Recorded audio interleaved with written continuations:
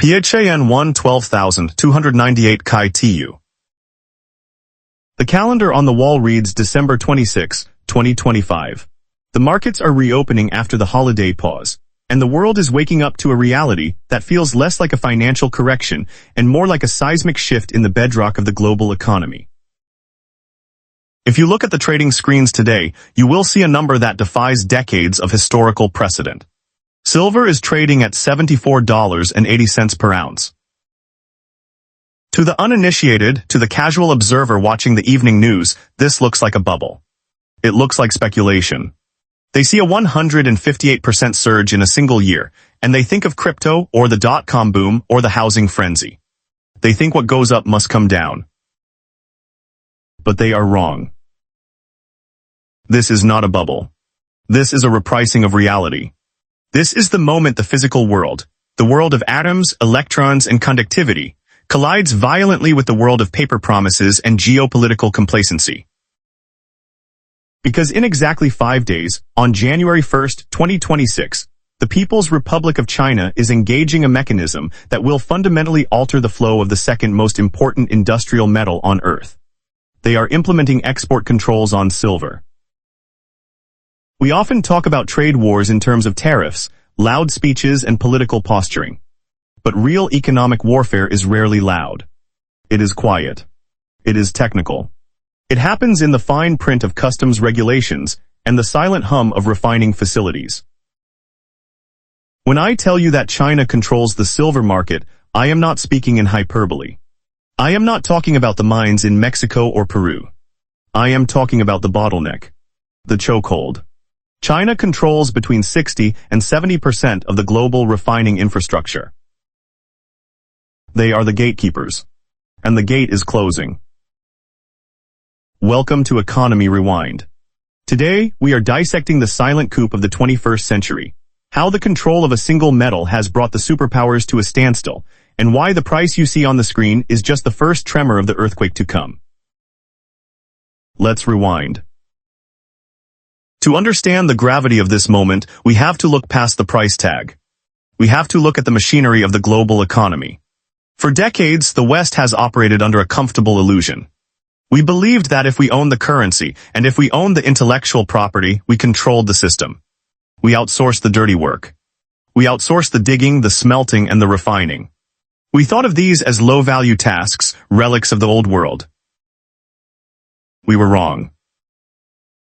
While the United States focused on software and finance, China spent 30 years building a monopoly on the periodic table. They looked at the supply chains of the future and realized that the one who controls the processing controls the outcome. They did it with rare earth elements, securing 90% of the processing capacity. And while we were distracted by that headline, they ran the exact same playbook with silver. Here is the distinction that most economists miss. China is indeed the second largest miner of silver in the world, digging it out of their own soil. But that is not where their power lies. Their power lies in the fact that they have built a massive state-subsidized infrastructure to import raw ore from around the world, refine it, and export the finished pure bars. Think of it like the oil industry. It does not matter if you have crude oil sitting in the ground, if you do not have a refinery to turn it into gasoline. If your enemy owns the only refinery in town, they own your car. They own your commute. They own your economy. China has become the world's refinery. And for years they were happy to sell that service to the West. But the geopolitical winds have shifted. Throughout 2024 and 2025, the trade war between Washington and Beijing escalated from a skirmish into a siege. In September 2024, the Biden administration placed 25% tariffs on Chinese critical minerals. It was a defensive move, an attempt to protect American interests. But in the game of asymmetric warfare, every action invites a disproportionate reaction. China responded not with tariffs but with access. They tightened the screws on gallium, germanium, and antimony, metals essential for semiconductors and defense technology. Then came October 2025. The rhetoric from the United States sharpened. President Trump, back on the campaign trail and influencing policy, threatened 100% tariffs. The markets shuddered. $2 trillion of value evaporated in a single Friday session. But Beijing did not panic. They did not scream.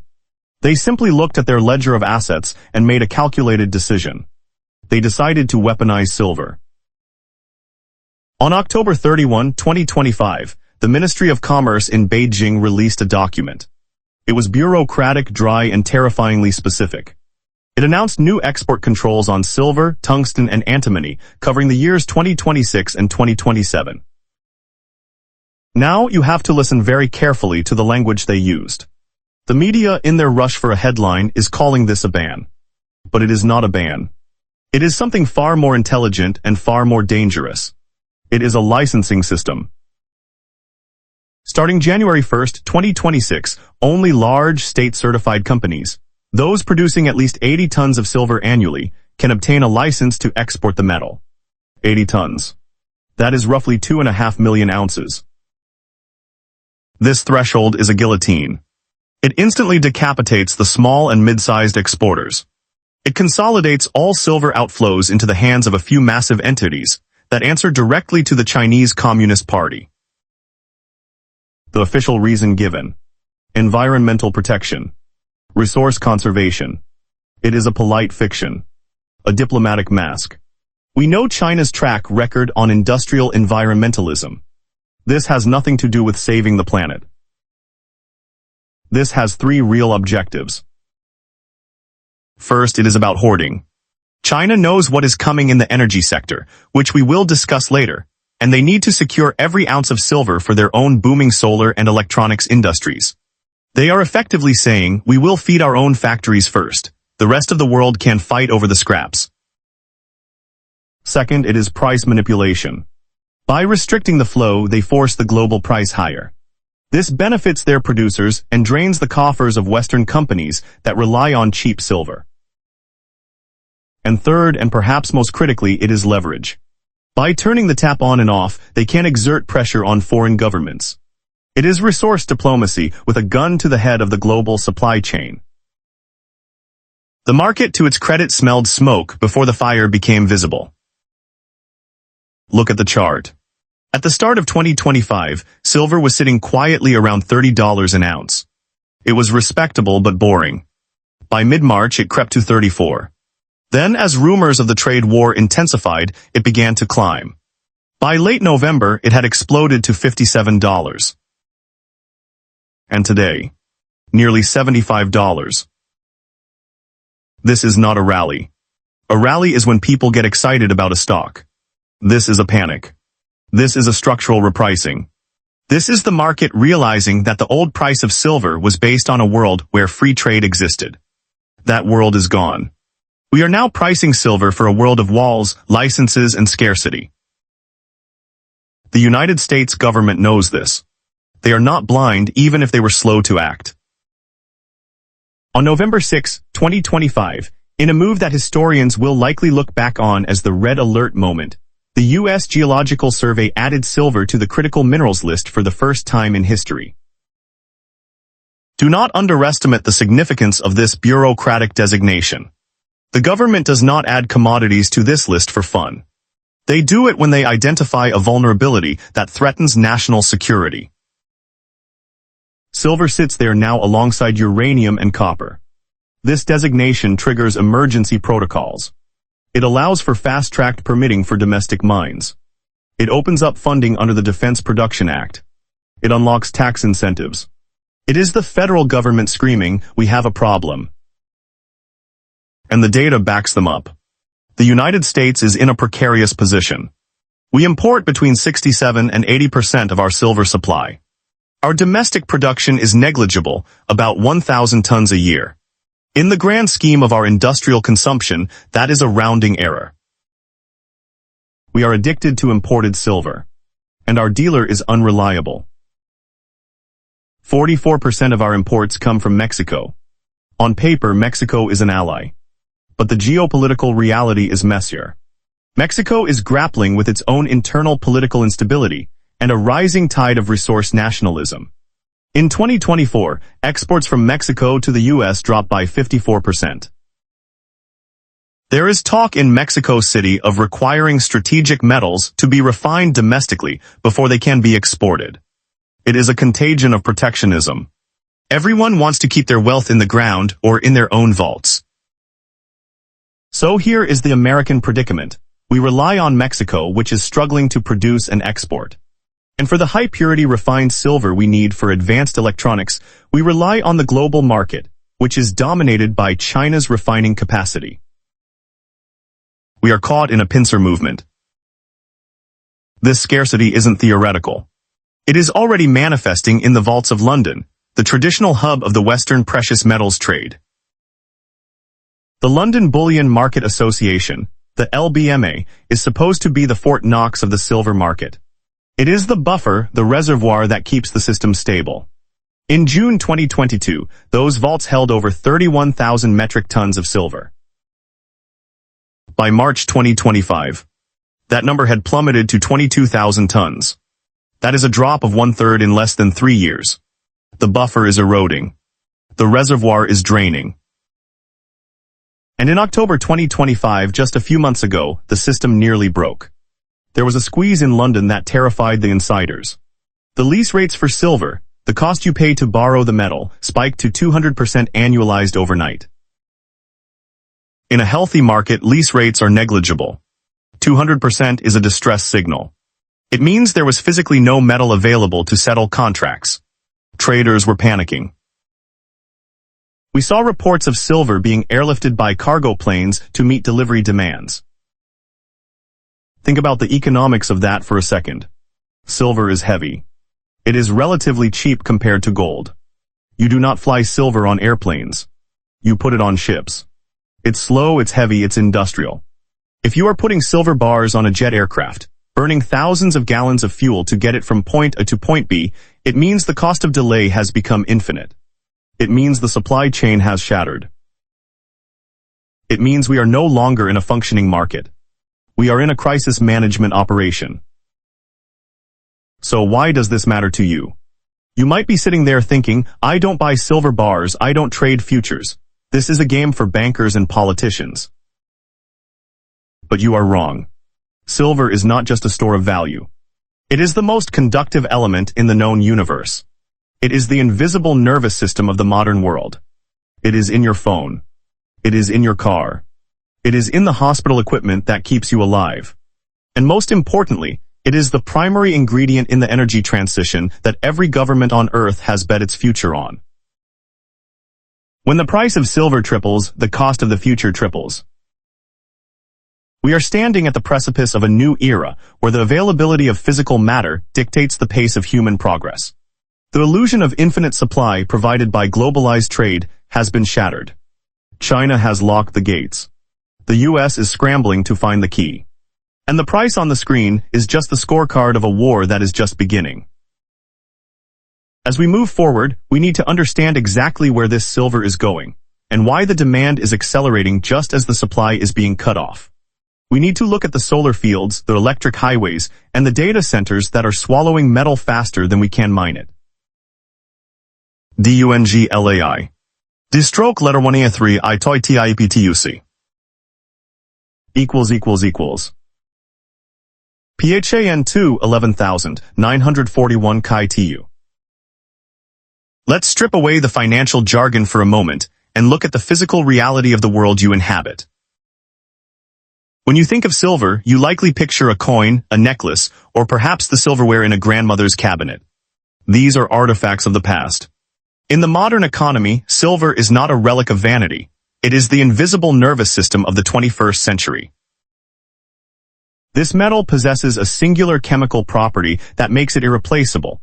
It is the most electrically conductive element in the known universe. Better than copper. Better than gold. If you want to move electrons from point A to point B with the absolute minimum loss of energy, you must use silver. And because our entire civilization is transitioning from a fossil fuel-based economy to an electron-based economy, we are suddenly realizing that we have built our future on a foundation of a metal we are running out of. This brings us to the core of the crisis. It is not just about bars sitting in a vault. It is about the industrial machinery that keeps the lights on and the data flowing. In 2024, industrial demand for silver shattered all previous ceilings, hitting a record 680.5 million ounces. That was the fourth consecutive year of record-breaking demand. The trajectory is not linear, it is exponential. And when we dissect where this silver is going, we begin to understand why China's export restrictions are a strategic masterstroke. The story begins with the sun. Solar energy is the single biggest driver of this surge, and it is the story almost nobody in the mainstream financial press is covering with the depth it deserves. According to the Silver Institute, solar photovoltaic applications, solar panels, now account for 29% of all industrial silver demand. To put that in perspective, back in 2014, that number was just 11%. In a decade, the solar industry has tripled its appetite for silver. But here is the nuance that changes everything. It is not just that we are building more solar panels, it is that the technology of the panels themselves is changing. For years, the industry standard was a technology called PERC. It was efficient enough, and manufacturers had learned to be thrifty with silver, using microscopic amounts to keep costs down. But physics demands progress. The industry is now aggressively shifting toward new technologies, TOPCon and silicon heterojunction cells. These are the next generation. They capture more sunlight and convert it into more electricity. But there is a catch. These new cells are 50% more silver-intensive than the old ones. With TOPCon cells, you cannot just paint silver on the front. You need silver metallization on both the front and the rear. It is a double-layered demand. In 2024, for the first time in history, these silver-hungry TOPCon cells outsold the older models.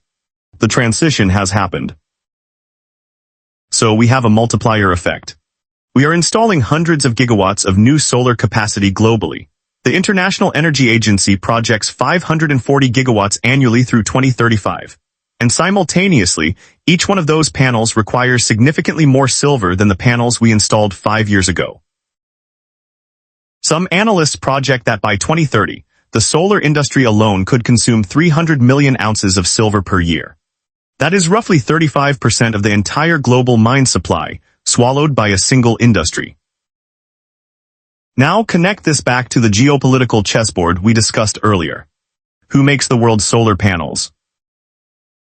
China. China controls over 80% of the global solar panel supply chain. They are the monopoly. By restricting the export of raw silver bars, China is forcing a vertical integration. They are effectively saying, we will not sell you the silver so you can build your own panels. We will keep the silver here, use it to manufacture the high-value panels ourselves, and then sell you the finished product at a premium. They are capturing the entire value chain. They are hoarding the ingredients to sell you the meal. But the hunger for silver does not stop at solar power. It extends to the roads we drive on. The automotive industry is undergoing its own metamorphosis. A traditional internal combustion engine car uses a negligible amount of silver, mostly in basic electronics like window switches and widespread circuitry.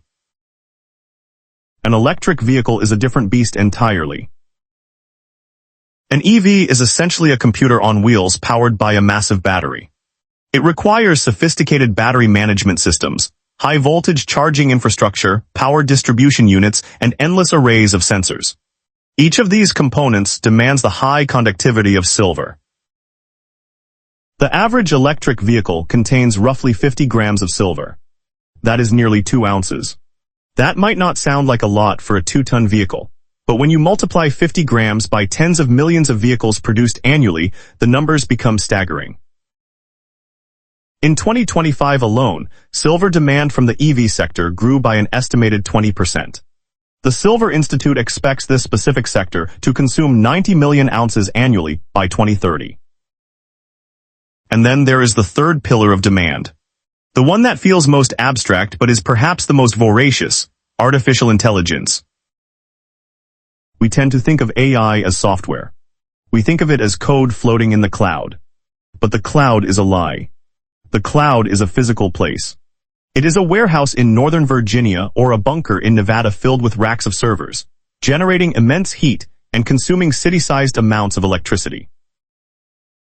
The growth of global IT power capacity is frightening. From the year 2000 to 2025, capacity increased 53 times. That is a 5,252% increase. Every time you query an AI model, every time a data center trains a neural network, you are relying on hardware that is physically laced with silver. High-performance computing requires high-performance connectors. You cannot use copper for the most sensitive high-speed connections. The resistance is too high. You need silver. So we have a triple crown of demand: the green revolution solar, the electrification of transport EVs, and the digital transformation AI. All three are accelerating simultaneously. All three are non-negotiable for the future of the global economy. And all three are fighting over the same shrinking pile of metal. This brings us to the math problem that is breaking the market. For 4 consecutive years, the silver market has been in a structural deficit. This is not a matter of opinion, it is a matter of accounting. In 2024, the supply deficit was 148.9 million ounces. That means the world consumed nearly 150 million ounces, more than the miners could dig out of the ground, or recyclers could recover. When you add up the years 2021 through 2024, the cumulative deficit reaches 658 million ounces. To visualize that, 658 million ounces is equivalent to roughly 10 months of total global mine supply. It is as if every silver mine on planet Earth shut down for nearly a year, and we just kept consuming. So how did the world keep spinning? Where did that extra silver come from? It came from the stockpiles. It came from the above-ground vaults that were built up over decades of surplus. We have been eating into our savings account to pay for our daily expenses. But a savings account is not infinite. The data from London proves that the account is running dry. The London Bullion Market Association vaults have bled out nearly 10,000 metric tons of silver in just 3 years. We are witnessing the physical depletion of the West's strategic reserves. This is why the events of October 2025 were so terrifying to the insiders. I mentioned earlier that lease rates hit 200%. Let's unpack what that actually means. In the precious metals market, if you are a bank or a trader and you are short silver, meaning you owe silver to someone else, you can usually lease it from a holder for a tiny fee, maybe 1 or 2%, to settle your obligation. It is a way to grease the wheels of the market. When the lease rate hits 200%, it means the grease is gone. It means holders of physical silver are saying, I will not lend you my metal at any price because I am terrified I will never get it back. It is a complete seizure of trust. The story about the airplanes is true. In October, massive shipments of silver bars were air freighted from vaults in Asia and isolated pockets of liquidity to London. Logistics experts know that you only put silver on a plane in a state of absolute desperation. The profit margins on silver are usually too thin to justify air cargo. The only reason to do it is if the penalty for defaulting on a contract is higher than the exorbitant cost of jet fuel. That was the moment the market broke. That was the moment the spot price became detached from reality, leading to the surge we are seeing today. Now you might be asking, okay, the banks are panicking and the solar companies are worried, but how does this affect me? It affects you because silver is an input cost for the modern world. When the price of silver jumps 158% in a year, that cost does not disappear. It travels down the supply chain until it lands on your doorstep. If you are planning to install solar panels on your roof to save on energy bills, the math just changed. The average residential solar installation uses about 1 kilogram of silver. At $30 an ounce, that silver cost about $1,000. At $75 an ounce, and climbing, that component cost triples. But it is deeper than that. This is about inflation. Not the inflation caused by printing money, but cost-push inflation caused by resource scarcity. Electronics. Medical devices. Batteries. The things you buy are going to get more expensive, not because the labor is more expensive, but because the physical atoms required to make them are being hoarded by a superpower on the other side of the Pacific. We are entering a period where going green becomes a luxury good. The energy transition was sold to the public on the promise of falling costs, The idea that solar and wind would become cheaper than coal and oil. That premise relied on cheap raw materials. That era of cheap materials is over. China has closed the discount window. And as we look at the chart today, hitting $74.80, we have to realize that this price is signaling something terrifying for the American economy specifically. The United States is trying to rebuild its manufacturing base. We are passing laws like the CHIPS Act and the Inflation Reduction Act to build factories here at home. But you cannot build a high-tech manufacturing base if you cannot secure the raw materials. You can build the factory, you can hire the workers, but if the silver is stuck behind an export license wall in Shanghai, your factory is just an empty shell. This is the bottleneck that threatens to strangle the American reindustrialization effort before it even fully begins. So we have established the demand. We have established the deficit. We have established the leverage China holds. But there is one final piece of this puzzle that is the most explosive of all. It involves the currency itself. It involves the reaction of the US dollar to this resource war. Because when a tangible asset like silver begins to reprice the world, the paper currency we use to measure it begins to reveal its weakness. What happens when the world stops trusting the paper and starts demanding the metal? DUNGLAI. D-stroke letter 1A3 I toi TIEPTUC. == PHAN 3 8244 Chi TU. So let's bring this home. Let's take this macroeconomic hurricane and land it right on your front doorstep. Because the most dangerous lie in modern economics is the idea that these massive structural shifts are just lines on a Bloomberg terminal. That they are abstract games played by central bankers and trade ministers that don't bleed into your daily reality. That is false. When the tectonic plates of the global supply chain shift, the shockwaves eventually crack the foundation of your house. You might be watching this and thinking, I am not a commodities trader. I don't buy silver bullion, I don't run a solar farm, so while this is interesting, it is not my crisis. Let me explain why that complacency is dangerous.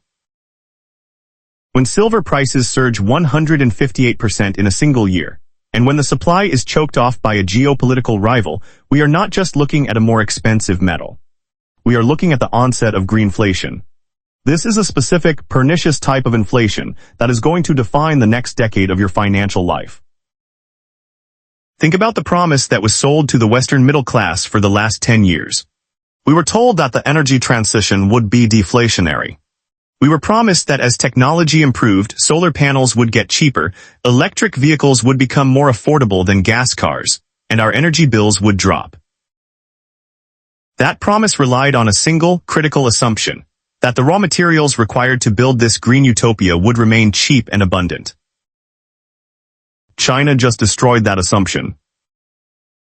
If you are a homeowner planning to install solar panels to escape rising utility costs, the math has fundamentally broken. As we established, the average residential array uses roughly a kilogram of silver. At $30 an ounce, that silver is a manageable line item. At $75 an ounce, and heading toward triple digits, the payback period for your investment extends by years. The cost of going green is becoming a luxury tax. But it goes deeper. This inflation bleeds into everything. It is in the medical imaging devices that scan your body. It is in the water purification systems that clean your tap water. It is in the 5G towers that carry your data. When the price of the nervous system of the economy triples, the cost of living rises.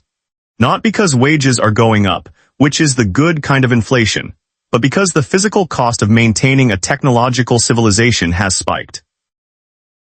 This is cost-push inflation in its purest, most destructive form. And unlike the inflation caused by printing money, the Federal Reserve cannot fix this by raising interest rates. Jerome Powell cannot print silver. He cannot hike interest rates to make a mine in Nevada produce more ore overnight. Monetary policy is powerless against physical scarcity. And this brings us to the grand tragedy of the American moment.